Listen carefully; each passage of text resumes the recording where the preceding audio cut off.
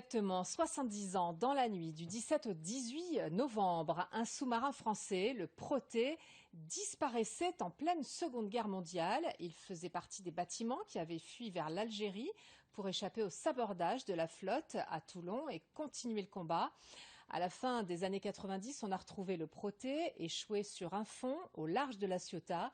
Ces marins y étaient restés emprisonnés, sauf Raymond Morales, qui n'avait pas embarqué ce 17 novembre 1943. Il a souhaité qu'à sa mort, ses cendres soient disposées sur l'épave. C'est fait depuis peu. Reportage de Nathalie Ramirez et Gilles Guérin. Il voulait reposer auprès de l'équipage du Protée qui gît par 130 mètres de fond. Des plongeurs se sont donc mobilisés. Il faut dire que Raymond Morales était le dernier survivant de ce sous-marin disparu en 1943. Un drame qui marque à jamais la vie de ce résistant. Mon père a perdu tous ses camarades sur le Protée et surtout, je pense qu'il a culpabilisé aussi un maximum parce que son meilleur ami, il a échangé sa permission avec son meilleur ami. Et bon, son meilleur ami est resté au fond et lui, il nous a toujours parlé de ça, quoi. Et c'est vrai que ça lui tenait très à cœur, quoi. L'épave du sous-marin ne sera retrouvée que 50 ans plus tard. À son bord, 73 membres d'équipage, tous des camarades de Raymond Morales. Vient alors l'obsession, celle de les rejoindre enfin, après sa mort.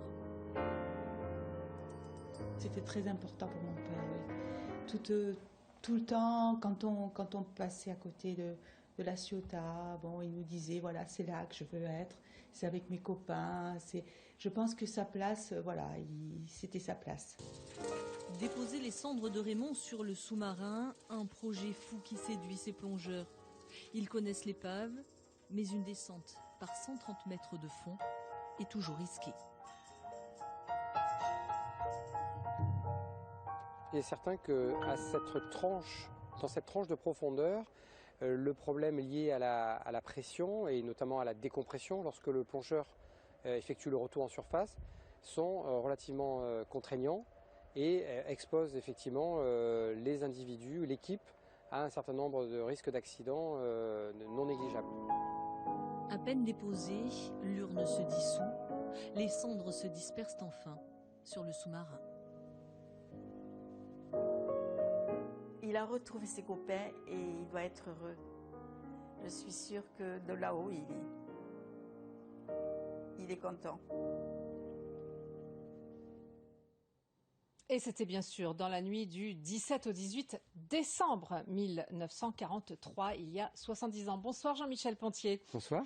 On vous a vu dans ce reportage, vous êtes médecin de la Marine nationale, spécialiste des plongées profondes. Ce sont vos images d'ailleurs que l'on voit dans le reportage? Oui, ce sont des images que l'on a tournées avec le caméraman qui fait partie du projet. Parce que vous ne vous contentez pas d'être médecin et de soigner les plongeurs. Vous-même, c'est vous qui avez plongé le long de ce navire, ce qui représente un exploit particulier, dangereux, m'a-t-on dit. L'exploit est surtout d'avoir pu aller jusqu'au bout pour Raymond Morales et pour pouvoir respecter ses dernières volontés, puisqu'on l'a suivi pendant une année sur cette histoire, c'était le dernier survivant qui nous a retracé tout ce qu'il avait pu avoir comme souvenir. Une histoire qui vous a passionné? Une histoire absolument incroyable, puisque ce sous-marin qui avait disparu des cartes corps et biens a été retrouvé, comme vous l'avez dit, il y a une quinzaine d'années, dans des conditions assez incroyables, et qu'effectivement, M. Morales a vécu pendant plus de 50 ans sans savoir exactement où étaient ses camarades. Et qu'ils étaient presque à portée de main, en fait. Mais qu'est-ce qu'on va savoir de plus désormais sur ce sous-marin? On ne va pas le remonter à la surface, on ne va pas l'explorer, il est clos. Non, je crois qu'à travers ce sous-marin, on peut parler de façon beaucoup plus vaste de la mémoire de ces sous-mariniers, de ces véritables héros aussi de la Seconde Guerre mondiale, qui ont finalement participé à ce concept de résistance sous-marine, puisque par leurs actions répétées, ils venaient harceler l'ennemi, ils venaient déposer des agents britanniques qui préparaient eux le débarquement en Provence. Donc on a vraiment à travers l'histoire de ce sous-marin, l'histoire de héros, de gens très simples, mais qui finalement, 70 ans après, on se révèlent comme de véritables héros dans leur action. Et vous allez faire un film à partir de ces images et de cette histoire ? Alors l'histoire, c'est qu'effectivement, à travers M. Morales, à travers ce personnage qui nous a donné des tonnes d'anecdotes, nous puissions justement en images faire revivre les dernières heures de ce tragique, de ce sous-marin et de la tragédie humaine qui s'en est suivie, et surtout permettre de confirmer, d'infirmer les hypothèses historiques qui visent à conclure que le sous-marin malheureusement aurait traversé un champ de mines dans lequel il n'aurait pas dû se trouver au moment de quitter sa mission, sa patrouille pour regagner Alger.